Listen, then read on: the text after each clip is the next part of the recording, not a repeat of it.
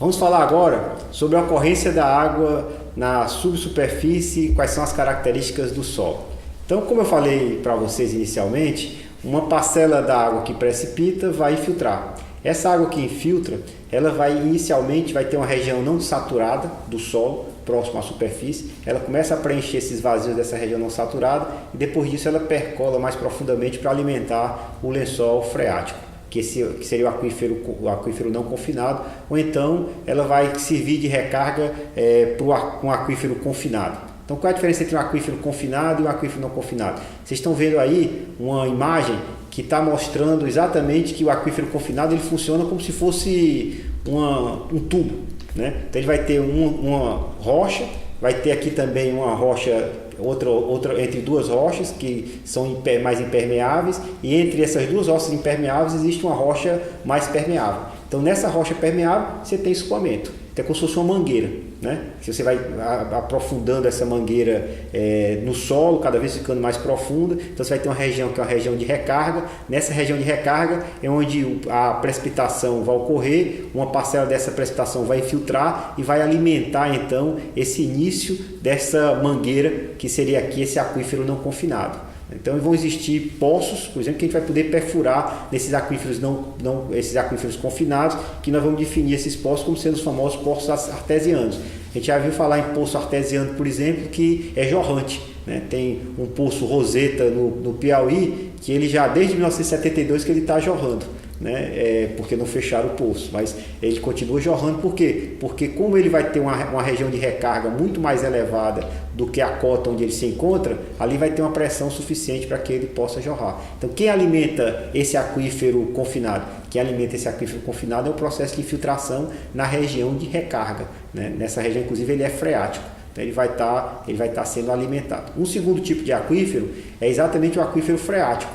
Qual é a relação, qual é a diferença entre o aquífero freático e o aquífero confinado? É que no aquífero freático, sobre a superfície do aquífero, a gente vai ter o quê? Pressão atmosférica. Então, a pressão atmosférica ela vai operar na superfície líquida desse aquífero. E esse aquífero também é alimentado pela precipitação. Então, a precipitação também uma parcela da precipitação vai infiltrar, então a parcela da precipitação que infiltra é que vai alimentar o aquífero freático. Esse aquífero freático, inclusive, muitas vezes ele vai suprir água para lagos, suprir água para rios através do que nós denominamos de escoamento de base. Então, tanto o aquífero freático quanto o aquífero confinado tem sua recarga realizada a partir do processo de infiltração, tá certo? Então, na realidade, a gente pode imaginar então esse processo de filtração como sendo a penetração da água no solo. Então, no solo, nós vamos ter aqui algumas colunas do solo. Vai ter a primeira região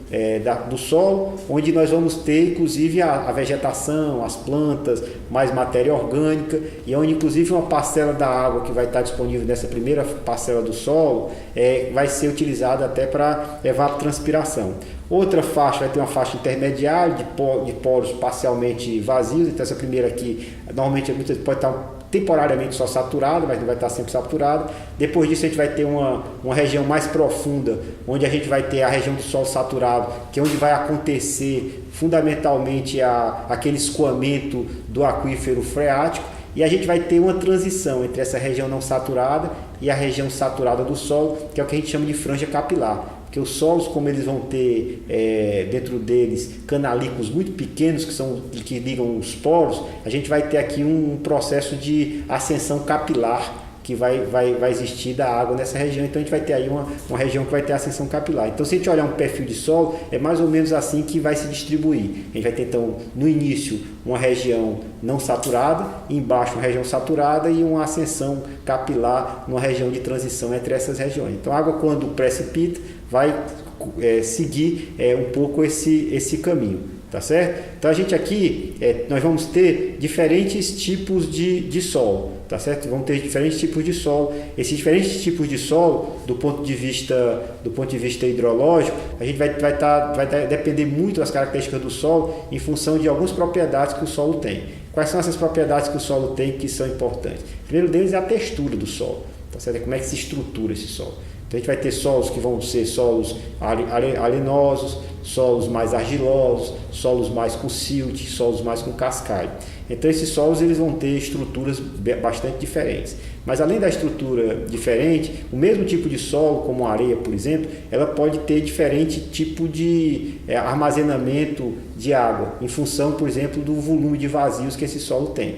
Então, uma característica importante dos solos, como vocês estão vendo aí na transparência, é exatamente a porosidade do solo. Então, a porosidade do solo vai relacionar o número de vazios do solo dividido pelo o volume total do solo. Então essa é uma característica importante do solo. Como é também importante a densidade do solo, né, a quantidade, a massa total do solo dividido pelo volume total do solo. Mas essa componente da porosidade, ela é chave. Vocês veem aí uma figura onde a gente tem as partículas do solo, tem o vazio e tem a água. Então dentro do solo normalmente ele é trifásico, né? Ele vai ter uma parcela da forma sólida, que são os grãos do solo. Você vai ter uma parcela da forma líquida, que é a água, e esses vazios do solo. Quando há isso, a gente diz que esse solo, quando tem vazios com ar, a gente diz que esse solo ele é não saturado, tá certo? E a gente tem então aí o volume de vazios, nem todo ele é preenchido pela água, tá certo? Então essa porosidade aqui ele vai ser exatamente um volume passível de ser preenchido pela água. A argila, a gente vai ter uma porosidade, pode ter uma porosidade muito maior do que a areia e do que o cascalho, tá certo? Então a argila a gente pode ter porosidade muito mais elevada do que a gente tem na areia. Mas um ponto importante, do ponto de vista do processo de infiltração e do escoamento de água subterrânea, é que nem sempre o volume de vazios determina o fluxo de água no solo. Você pode ter muitos vazios, uma quantidade de vazios relativamente grande, uma porosidade elevada, e você não ter uma permeabilidade muito elevada, ou seja, a facilidade que a água tem de passar no solo. Por que isso?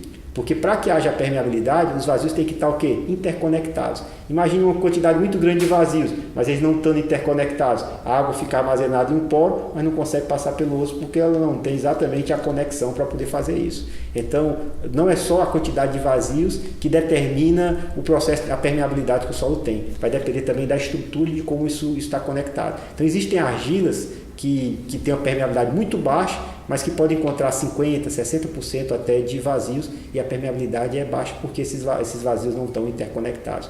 Então, além da informação da porosidade, a gente tem que ver como é que se dá a textura e o tipo de solo para analisar esse processo de permeabilidade do solo. Tá certo? Outra característica importante do solo, que tem a ver exatamente com essa porosidade, é exatamente a umidade do solo. A umidade do solo vai relacionar exatamente quanto desses vazios do solo estão sendo preenchidos por água. Tá certo? Então a umidade máxima é a umidade quando você tem a umidade igual à porosidade.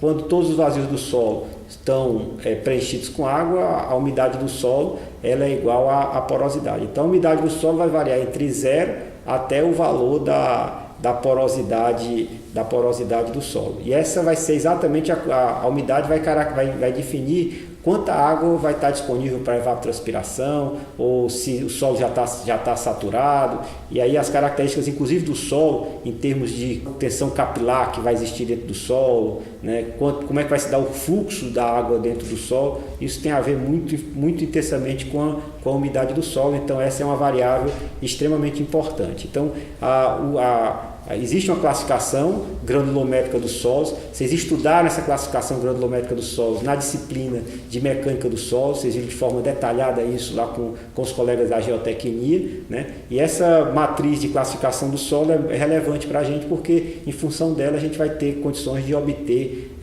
as características de permeabilidade e as demais características que o solo vai ter. Nós temos diferentes classificações de solo. O pessoal da agronomia classifica o solo com alguns nomes bonitos que a gente já viu, como planossol solódico, solonete solodizado, né? Solo aluvionar. Então a gente viu que eles têm uma ampla gama de definições por tipo de solo na classificação dos solos brasileiros. Nós, em hidrologia, somos mais simples. Nós temos basicamente 4 tipos de solo: A, B, C, D. Certo? Então o solo A é um solo que tem uma permeabilidade muito alta, e o solo D tem uma permeabilidade muito pequena. E como é que a gente classifica os solos? Em função da capacidade de infiltração desses solos. Então o solo na hidrologia, A, B, C, D. tá certo? A gente, no mapeamento agronômico, normalmente eles fazem mapeamento agronômico de grandes áreas, então eles realizam muito trabalho de campo para poder fazer a definição de solos. Então, normalmente o que a gente faz? Pega a classificação agronômica, planossolo solódico, solonete salodizado, bruno não cálcico, como era na classificação antiga, e transforma esse tipo de solo agronômico em ABCD, e com isso a gente sabe qual é o tipo de permeabilidade que esse solo vai ter, e com isso a gente consegue fazer o nosso balanço hídrico. Tá certo? Então, a gente vai em hidrologia, solos A, B, C, D, solo A muito permeável, solo D com pouca permeabilidade. Aqui no Ceará, normalmente a gente vai ter, boa parte dos solos vai ser do tipo C. Óbvio que se você tiver em Fortaleza e tiver dunas, vai ser um solo do tipo A. Ou se você tiver, por exemplo, no Araripe, tá certo? Você vai ter um solo que é mais profundo, com alta capacidade de permeabilização também, que vai ser A. Mas boa parte da depressão sertaneja, que é a feição geográfica que caracteriza intensamente o estado de Ceará, os solos vão ser solos do tipo C. Se você vai para São Paulo, você já vai ter um tipo de solo já diferente. Se pegar as terras roxas do Nordeste paulista, aí já vai ter um solo com uma permeabilidade mais elevada do que a gente vai encontrar aqui no Nordeste do Brasil. Então a gente tem que olhar em cada lugar, em cada região, qual é o tipo de solo, porque a partir do tipo de solo a gente vai conseguir fazer um balanço hídrico mais preciso.